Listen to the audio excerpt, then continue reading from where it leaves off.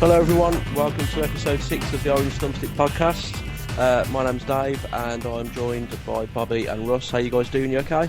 Not bad at all. Oh, good, cheers mate. Excellent, good. Busy show. So we're going to discuss Darksiders 3, the new CoD reveal, the studio drop from Square Enix, and the Mass Effect news that dropped a few days ago as well. But first off, what have you guys been playing recently that you've been enjoying? I've been playing Butcher. I know Russ was all over Prey when it came out. I got Butcher to review, and I looked at it and didn't think much of it when I watched the trailer. Started playing it, absolutely loved it. It's an 98 Xbox title, and anyone who was a fan of the 90s first-person shooter games, i.e. Doom, needs to go and check it out. It's basically a platformer, 2D shooter. Just check it out. Just check it out. You'll get what I mean. Is this the one that was claiming to be a love letter to Doom? Yes, a blood-soaked love letter to Doom. And it is. It does. Again, I can't stress enough how it doesn't look like much when you look at it, but as soon as you start playing it, it's a fantastic game. And Rush, you've been playing a lot of Prey. I know you recently reviewed it as well, but from what we've spoken about, sort of off the air, you've really enjoyed it, haven't you? Yep, definitely. A bit of 50-50 with regards to people that have reviewed it and people that have played it. Some people are loving it, some people are hating it. It's one of those games, if you're expecting to have a Call of Duty experience, then you won't like it at all. It's more of a first-person adventure than anything. You've got to go looking, and the game will reward you for looking for plots and stories and little conversations between people over emails, and you can pick up transcribes, which is like an audio file from dead bodies and stuff, and you can hear conversations. And they all sort of overlap and interlace with each other as well as the main story. It's really good the way it's done, but as like I say, you've got to go find it for the game to reward you with it that way. But on the whole, really enjoyable.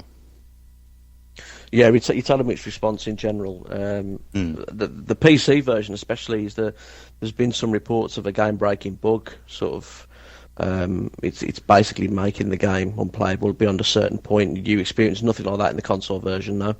No, not at all. And that bug with the PC version, like the game save one particularly, I believe was only a small minority of people that it affected.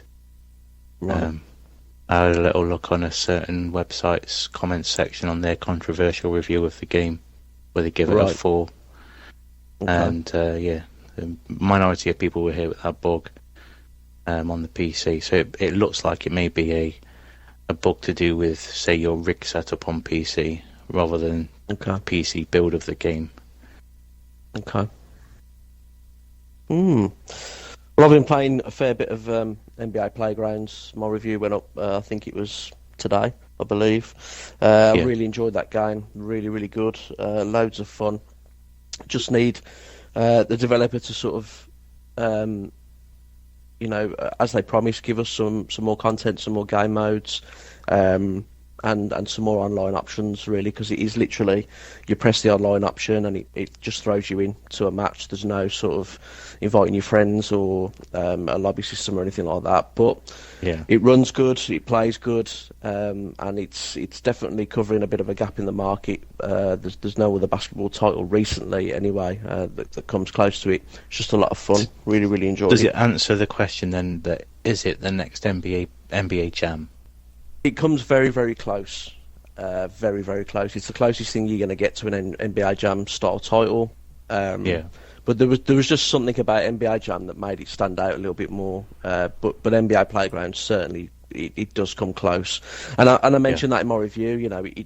It does come incredibly close to capturing the essence of NBA Jam, and anybody that's a fan of that series will no doubt enjoy NBA Playgrounds. I know I did. I've really enjoyed it, and I will be going back to it occasionally as well for quick matches and stuff. And if they do update it with content as well, I'll go back and check that out. It's just a really, really fun game. So we had fun with the I video, enjoyed that. When we done that video, Dave. We had fun with it, and I didn't really like it before I jumped in with you, and you showed us the ropes a little bit in the game we had before we recorded. But it does seem like a load of fun. If it's a shame that we couldn't jump in a game together, properly once it's live, kind of thing. Or I would probably play a lot more of it.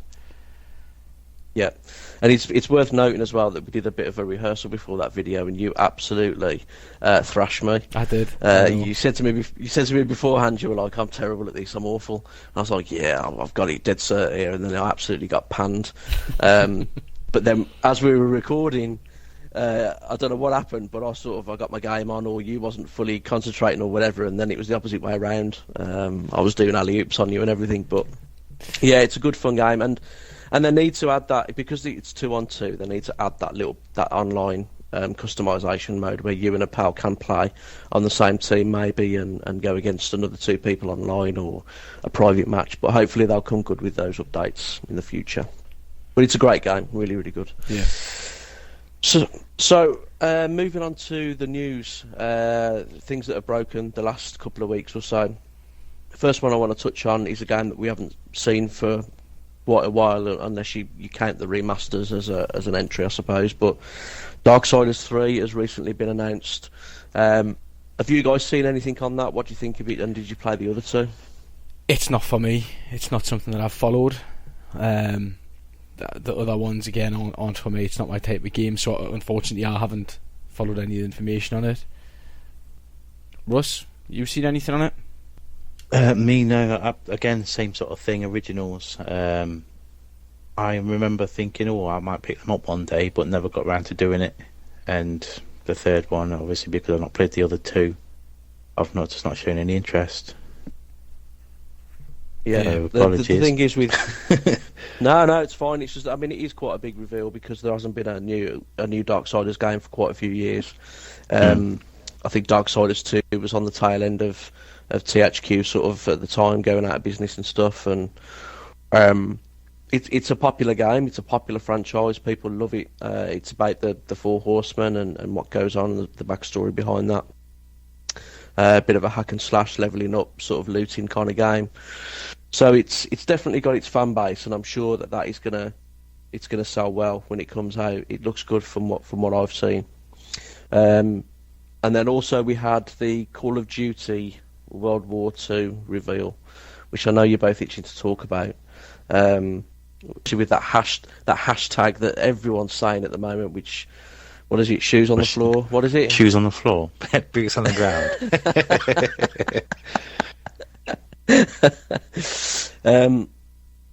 So yeah, tell me what you guys thought of the reveal and everything, and we'll discuss this in a little bit of detail, because when Battlefield 1 came out, everyone was applauding EA for going back into the history books.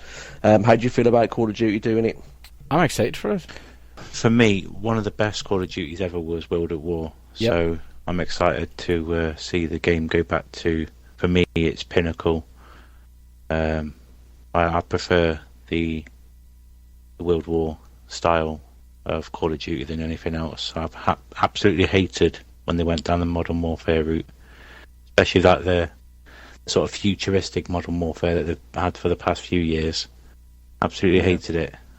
So yeah, good to see what it's like. I mean, looking at the details that they went into on the reveal, they spent a lot of time visiting battlefields and modelling real tanks and stuff from the time. Let's just hope it's as immersive as it looks, because it does look good. Yeah, I mean, what you feeling about it? You feeling positive? I literally agree with everything Russ has just said. World at War was my favourite, and I haven't really been feeling them since. So I'm looking forward to it exactly the same. Everything he was saying there, I was sitting thinking, I wish I answered first, because he basically said what I wanted to say. But yeah, I think it's going to be fantastic. I hope it's going to be fantastic, but obviously time will tell. Yeah, I mean, it's the second game that Sledgehammer have done. The last one that they did, which was their first entry, was Advanced Warfare, which kind of got a mixed reaction. Did either of you two play that at all? It's the one that I haven't picked up. It's the only one that I haven't picked up since World at War. Yeah. And I purposely didn't, because it got that big mixed reaction, and obviously that was the one with the YouTube video that had the most dislikes or something, isn't it? No, that was Infinite Warfare. Infinite Warfare. Yeah, that was last year's one. Yeah. Right. Yeah. Well, I haven't picked up 2 then. Right. I've kind of just stayed away since then. So I'll be coming back for this one and checking it out. but I can't really comment on the previous ones. Yeah, I think the problem with Advanced Warfare was that it was very close to Titanfall, I believe.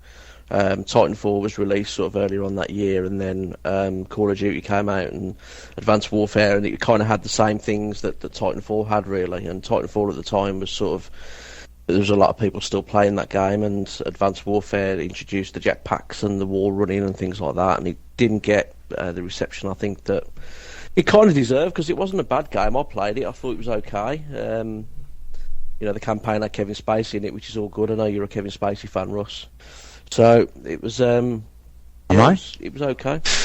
I'm sure you are, aren't you? I'm sure you said you were. I might have told people that he was, but it doesn't mean that he is. That's proper left field for me, that. Okay. He's a massive Kevin Bacon fan as well, if anyone asks. Oh yeah, everybody loves a bit of bacon. Yeah, of course they do. Of course they do. It might have been you actually, Bob, that said Russ has got a massive ceiling poster of Kevin Spacey in his house. If Bob's dad looks like Kevin Spacey, then no.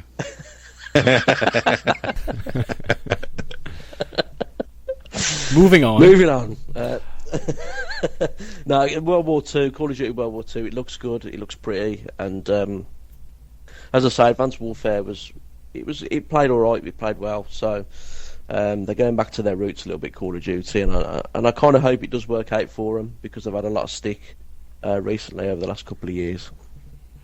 So the next one is, which dropped quite recently, is Square Enix separating from IO Interactive, the Hitman studio. A bit of a shock, really, but yeah.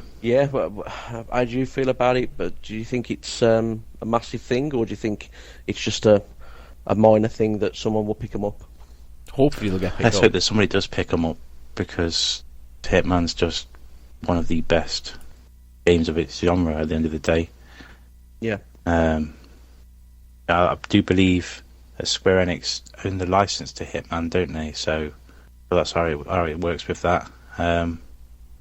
So they may be the developers of it, but Square Enix own the license to the name Hitman and the franchise. Yeah. So let's just hope it's not the death of it, because you've got to look at, if they do hand it off to another developer to try and do something with, and they go down a different route, fans won't like it. It's been seen before, so... Yeah, I mean, where does that leave the Hitman series now? Because, I mean, I really enjoyed the episodic Hitman that was recently released. Yeah, but that's another sort of a nail in the coffin for it as well, where people saw the episodic thing coming and was like, well, I'm not going to bother with it. And I've heard stories of people saying, oh, I'll wait till it's fully released to get it, but then never got it anyway, because they spent the money on something else. Yeah. So a loss of sales there. They've tried something new with it. It worked for some people, it didn't work for others, and I'm sure it ties into something we're going to talk about in a little bit.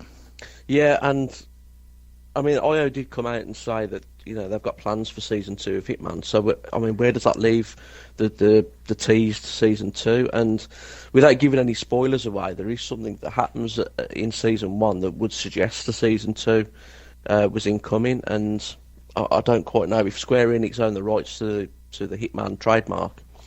Are they going to get another developer in who could do that? Who could do the Hitman series? I don't think anybody could do the justice that's been done to the game already, and I mean, it's got quite a following. Let's just hope, if it is someone else that they bring in, that they can either do just as good a job and don't ruin it, or hopefully something can be sorted out for. Was it season 2? Season 2? Yeah. Hopefully something can be sorted for it. Something decent rather than. I mean, we've all seen.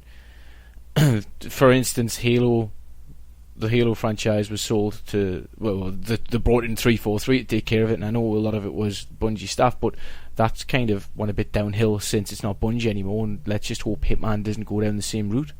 I mean, there's always a chance there could be some negotiations between Square and IO where, I don't know, IO get to buy the trademark, or whoever picks up, whichever publisher picks up IO, whether they'll put their hand in their pocket and buy the Hitman trademark, I don't know, but Yeah, it's interesting to see where this is going to go. But episodic or not, the last Hitman, in my opinion, was a success. It was critically well reviewed. Not a lot of people, as you said, Russ, didn't agree with the episodic formula. But there was a lot of things in that episodic formula that the players got, which people that would have bought it on disc wouldn't have got. You know, the live weekly challenges and things like that that they probably missed out on. But I'm a massive fan of the Hitman series, and I really, really. I mean, I'll admit as well for myself that me too. I'm a massive fan of the Hitman series. For me, Blood Money was the best one ever. I used to play that every day without fail, trying different ways to do missions, etc. But with the last one, I played the first couple of episodes, and that was it. The sort of all the things were cropping up when it came to play, when it was released, the next episodes after. So it does affect people, you know. If something else is coming out, and you know you've had a bit of, I've already played that a little bit, and say I don't know what else has come out that we can chuck in there as an example. Titanfalls and whatever else. Well, Hitman was released throughout all of last year, wasn't it? So, I mean, there was a lot of titles coming out last year. I mean, you had your big franchises, obviously. You know, Battlefield, Call of Duty. There was Titanfall 2, as you said. You know, we had Mafia 3 and the Ubisoft titles and Halo Wars 2. Watch Dogs 2 and stuff like that. Halo Wars. That was this year, was that this year? Was it? Everything's kind of merged into one for us at the minute. Yeah, but I know what you're saying, Russ. There were games coming out last year that kind of overshadowed playing an episode of Hitman, you could say. But of course.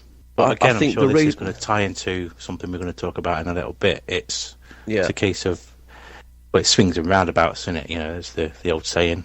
Do you release it all in one go? Because they were having issues with the build anyway, if I remember right, and that's why they decided to release it episodically. Yeah. In the first place, because it got pushed back a few times, didn't it? Yeah, it did. Yeah, it did get delayed. And it was a last minute decision to make it episodic as well, because when it was revealed at E3, I think it was a few years ago, everyone was under the impression it was going to be a standard sort of Hitman game, you know, bit of a story, loads of different locations, and it was all going to come on one disc at the same time. And then all of a sudden, at the last minute, it was like, oh, actually, no, we're going to do it episodic. I can understand why they did it, because each episode is very explorable, if that's a word. You know, if everything was released all at once, you probably wouldn't give each location the justice it deserves on how many different playthroughs you could do, all the other different escalation contracts and things. And by releasing it as an episodic thing, it gave you that sort of month and a half to absolutely get into everything about the location, the map, the different kills, the different contracts that you could do, etc. So it kind of worked from that point of view, but as you say, it got dismissed, didn't it? Mm-hmm. Unfortunately. Yeah, I hope that the franchise carries on, and if IO don't do it, then I hope they get somebody in that's certainly capable of doing the franchise justice.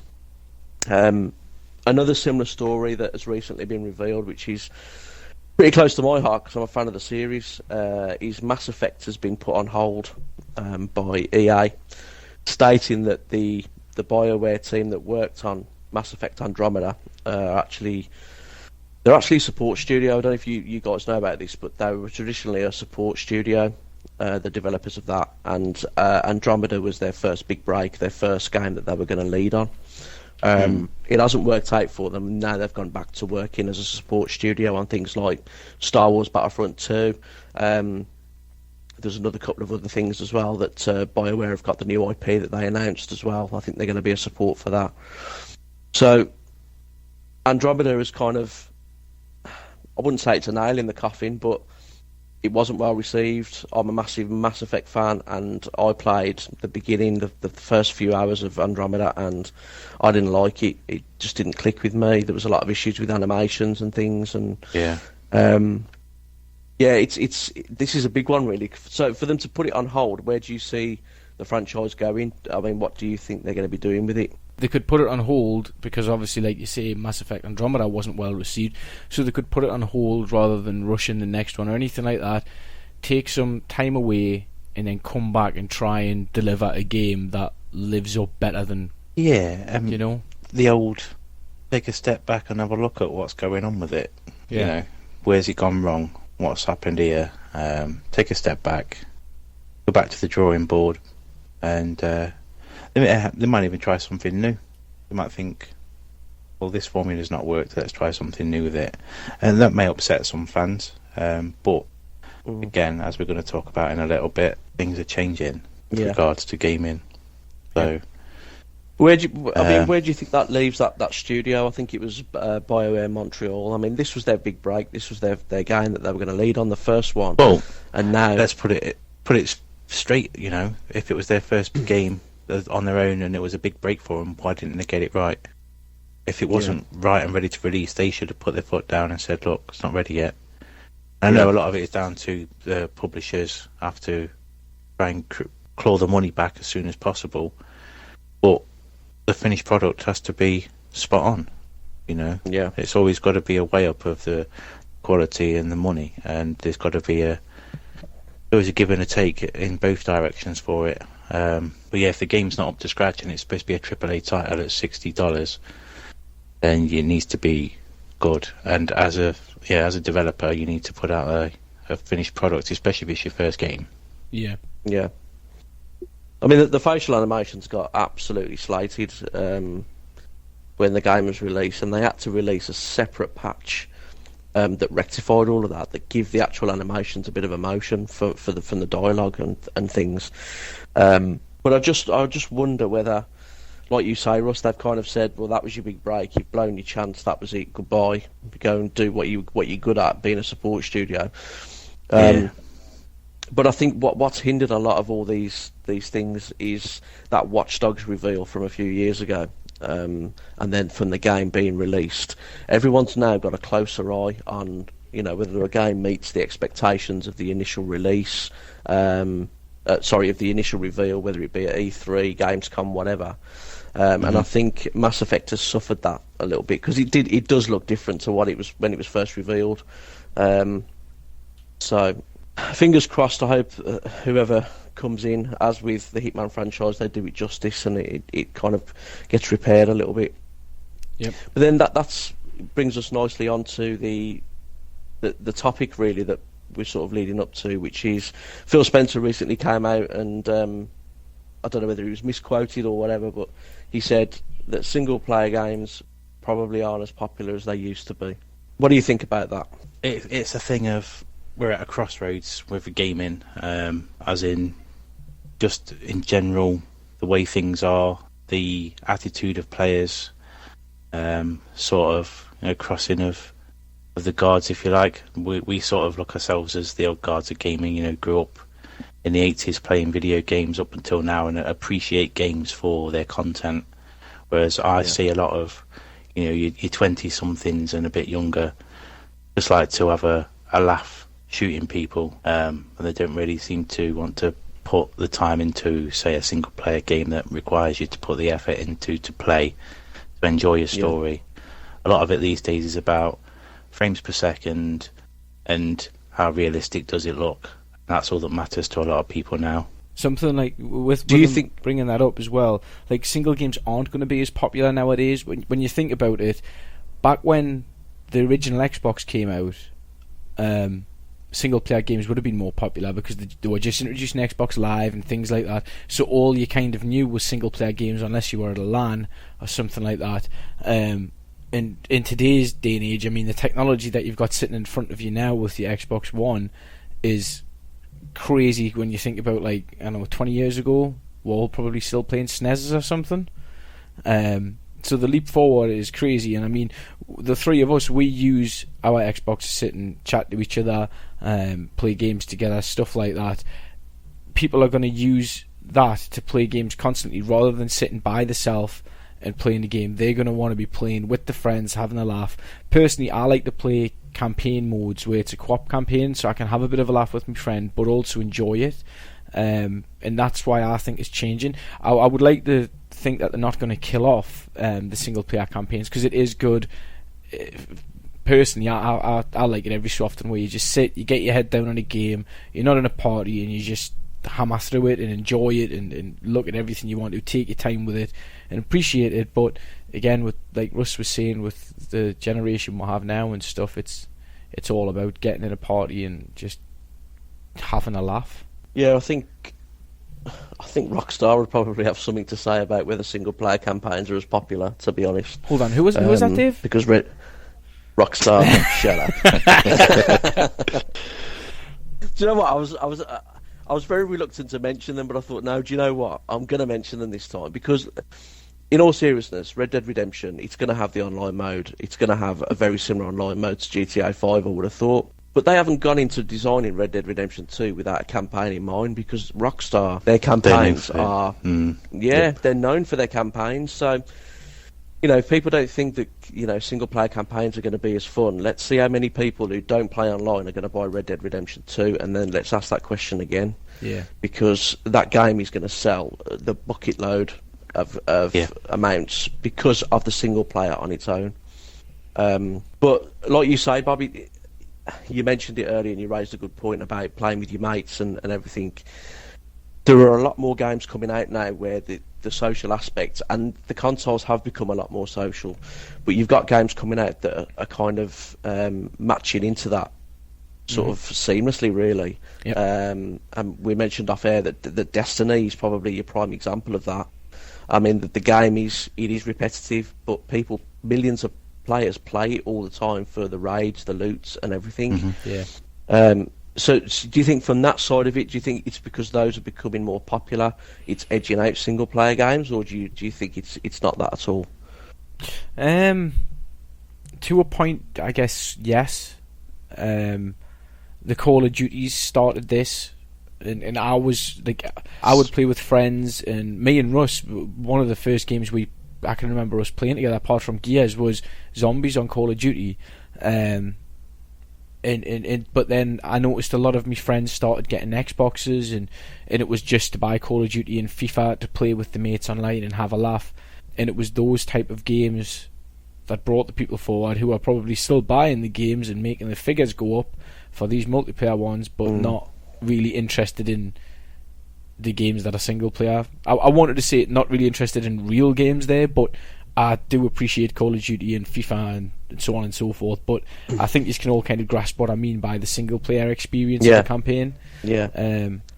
But you've also got them games that do have both sides to them. So everything that Rockstar make have a decent single player, and they also have a decent and quite long lifespan of an online portion of the game. Yep. Yeah. You look at GTA 5, decent campaign, decent online. FIFA's the same. Any sort of sports game, they have they have the single player career where you play as a manager or whatever you want to do on it, but you've also got the online side of it. But there is that portion of people that I've heard of in the past that they've brought Call of Duty to play online, and that is it. They've never touched the single player. Yeah, I know people that have done that. You spent all that money on that game and you've not touched a single player. It's one of the mindsets people get into. Like you said earlier, it's they just want to get on when the mates are on after they finish work and have a laugh, wind down and shoot some people and then turn it off and not have to worry about any sort of remembering story or having to save anything anywhere. It's again, as Phil Spencer put it, games as a service. It's like buying a film on Netflix in a sense. Yep. Yeah. Agree with you. Do you think? I mean, do you think he's just on about when he says this? Do you think he's just on about single-player campaigns that have no online mode at all, or do you think he's on about? Yeah, that's what he means. I think so. Well, if it has it's online, games that are you just couldn't see that solid. statement. But see, to the flip side of that, what I wanted to touch on earlier when I was talking about Prey was there is still hope there because Prey, give it a chance, people will love it. But to look at the game for what it is, don't think, it's first person, it must be like Call of Duty, I want to run around and shoot a load of aliens. No. You've got to sit and experience it, it's immersive. It's got buckets of atmosphere, that game, the music as it plays, it all comes in, it's almost like being in a film. And it takes so many parts that have made other single player games great in the past. You look at, I've heard Doom mentioned, I personally didn't see a lot of Doom in it. Bioshock, definitely. System Shock. There's a couple of others that I just can't remember at the minute, but you know what I'm getting at.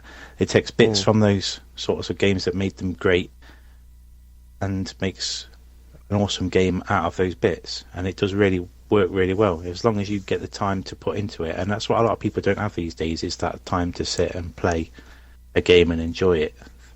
And going back to what we were saying, people just want to jump on for an hour or two, shoot each other, or throw control pads around because their mates just scored 6 goals against them on FIFA, and then turn it off and go to bed, you know. Well, in all fairness, there aren't many games coming out or have come out in the last 4 or 5 years that have just been single player, and you know, with no online aspects at all. But I mean, Phil Spencer's come out and said that, and I think it's probably been blown out of proportion because Xbox, I believe, have signed a partnership deal with Monolith and Warner Brothers for Shadow of War, which is predominantly a single player only game. So I think another thing you have to look at as well is something that he sort of touches upon, as he calls them, legacy franchises. So Halos, Gears of Wars, games that have, you know, they're getting towards their tens of releases, to be wanting some new IPs that people are going to get into. People are moaning that there's too many games that are just rehashes of old versions of themselves. Gears of War, Halo, I've just mentioned those. But games like Quantum Break was a bit of a failure because they tried something a bit radical with that, in my opinion, which was make you sit and watch a TV series while playing it, which I didn't get. See, I quite liked that because I felt that was a bit of a reward. So you did a bit of the campaign, you completed the section you're supposed to complete. You know, then you could sit down for 20 minutes and enjoy the reward almost for finishing that part of the game, and I quite like that aspect of it. But at the same time, I mean, something that Ubisoft does really well is, I mean, For Honor, it's a new IP. We discussed that in the past. Pretty much online only. But that's that games as a service thing, isn't it? For Honor, it does fall into that thing because it's got seasons and all sorts to it. I mean, you've got to look at their single player games as well, though. Assassin's Creed, I mean, it has had a few bad ones through its course, but Black Flag was a really good one in my opinion. The last one was awesome. Absolutely loved it. Again, that was a game that they tried multiplayer on, didn't work, so they dropped it. So, you know, it doesn't. This whole games as a service thing doesn't apply to every single game and franchise out there. Yeah, of course. It's just in general. You know, we'll always go with the flow. We'll pick them, and again, it's personal preference. People will play what they want to play. Yeah. As long as the industry provides games for everybody and everybody's tastes, then everybody should be satisfied. Yeah, it'll always flourish as long as it's got a selection. Yep.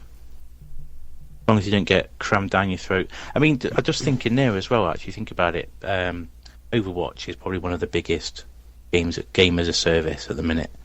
You go back to the Xbox 360, you remember a game called Brink? I remember Brink. Oh, yeah. Yeah. You think of Brink and then think of Overwatch. Brink was an absolute failure on the Xbox 360. Was one of the first games to introduce that parkour style of running where it was all fluid, your character vaulted over small obstacles. Was an objective-based game mode where you had to follow a little tank around a map to stop the opposing team from destroying it and stopping you from reaching the objective, and it absolutely flopped. I do remember reading things about Brink, and I've got to be honest, when I played it, I wasn't a fan of it. It played okay, but there was nothing to it, really, as far as I'm concerned. But I remember reading articles at the time that were saying it's very much ahead of its time, this is how games are going to go, and everyone was like, nah, no chance. And then, as you just quite rightly said, Russ, that, you know, you look at Overwatch and games of a similar style, it's essentially based on Brink. Yeah, very big comparisons, definitely, yeah.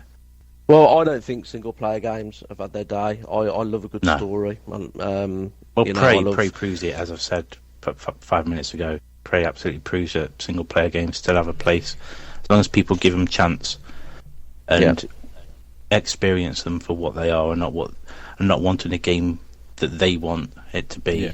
You know, as I said, don't look at Prey and think I'm going to be running around blasting aliens left, right, and centre. No, the game is about exploring a massive space station and letting the game reward you with immersing you in the story that it's got within it, because you've got to go looking for it. Yeah, it's really good. As I say, there are times when sometimes you don't want to play online, you just want to engross yourself into a single-player game. It's got a good story, good gameplay. It's kind of a breakaway. If you're playing online all the time as well, it'll probably get a little bit sort of, dull or whatever, and single-player games give you the opportunity to sort of break away from all that and just get yourself engrossed into something. So I think single-player games will be around for quite a while. Shadow of War, I can't wait for. I'm going to say that on every podcast until it comes out. Is it a Rockstar game, that, Dave? No, it's not a Rockstar game. It's a good job this is a family-friendly show, isn't it? Otherwise, yeah. Anyway. Moving on. Moving on. What are you guys looking forward to over the next few weeks? Any releases? Jumpstars comes out on the 23rd of May. We got to check that out at EGX last year. Looked like a game that would quite possibly make you lose friends when you're playing it, but it looked like a lot of fun. We got a bit competitive when playing and killed each other and ended up not getting ourselves up to the high score on the leaderboard, but looks like it can be a lot of fun, so that's one to check out. And Russ, you've been looking forward to Friday the 13th for quite some time now, haven't you? Oh yeah, Friday the 13th game. It's out on the 26th. I'm going to make you play it, possibly stream it as well. I think I actually will. I'm not going to back down on this one. I will play it. And I'm saying this, and I tried to play Prey in the jump scares. I was like, nah, not for me, but I will try and play jump scares. Friday. It does for me, mate. It does for me. But I will. A toilet roll falls off the side, mate, when you first wake up, and it's a jump scare for Bob. It is. Ukulele's got jump scares for Bob. Slime Rancher had jump scares. Anything else? That Get Even from it's been published by Bandai Namco. I don't know too much about it, but it looks all right. That again is on the 26th. Yeah, We've got Injustice as well, haven't we? Injustice 2 on the 19th, 2. I believe. Is that the 19th and the Surge, which is the 19th next week, next Friday. Oh, is it? I don't have that a release for us. It's released on the 16th in the US. Injustice 2. So the Surge as well. It's a mech style Dark Souls, or as the new phrase is being coined, Souls-like. Souls-like, yeah. It's like Dark Souls. I saw Bobby's preview on that actually. Yeah, it was a good preview. The game looks good. It looks good. It does. There's a few other games that Skylar on Plux. You'll be covering that, won't you, Dave? For next week? I will. Yeah. Have you looked at it all? Yeah, I have. I've had a quick blast on it. It's very. I don't want to say too much yet, but it's very sort of 3D platforming that you'd be familiar with. That of old, that contains dual characters and things like that. So it looks very faithful to that style of game. So okay. There's a few others I probably need to mention. Tekken 7's out on the 2nd of June. Dirt 4's out on the 9th of June. And Micro Machines World Series on the 23rd of June. We'll probably talk about that in the next podcast. Come on! And for any of you golfing fans, we've got the Golf Club 2 on the 27th of June. That's all I've got. That's really interesting. The golf club, the original golf club, was a good one. You liked it, didn't you? Yeah, it was. Mm-hmm. Yeah. Oh, and Cars 3. McElroy's going to shine. Cars 3's coming out. What was that, Bob? Cars 3's coming out. You're looking forward to Cars 3. I am looking forward. Weirdly enough, it's coming out on the 360 as well. It's got jump scares in it. There's jump scares. Too many for me. Too many for me. God. Oh. A busy few weeks coming up then, fellas. Pretty much, yeah. Brilliant. Okay. Do you want to, Bobby, plug the website and social media? Yeah, you can check out at xboxgamerreviews.com. Twitter is xbox_gr. Russ, did I just say that wrong? That is the right Twitter handle, isn't it? Every time Dear I do Lord. wrong. xbox_gr, yeah. You can check out Bobby Fields, ladies and gentlemen. Bobby Fields, yeah. Where do you think I got the tag from? Again, people have thought, why does he lose brain cells every time he speaks to him every day? There's Here's your answer. Facebook.com/Xbox Gamer Reviews. And Russ, I'm going to let you do the rest. YouTube.com/Xbox Gamer Reviews.com. Beam.pro/Xbox Gamer Reviews. And Twitch.tv/Xbox_Gamer_Reviews. Brilliant. Right, thanks everyone for listening, and we'll catch you again soon. See you later. Bye. Ta-da.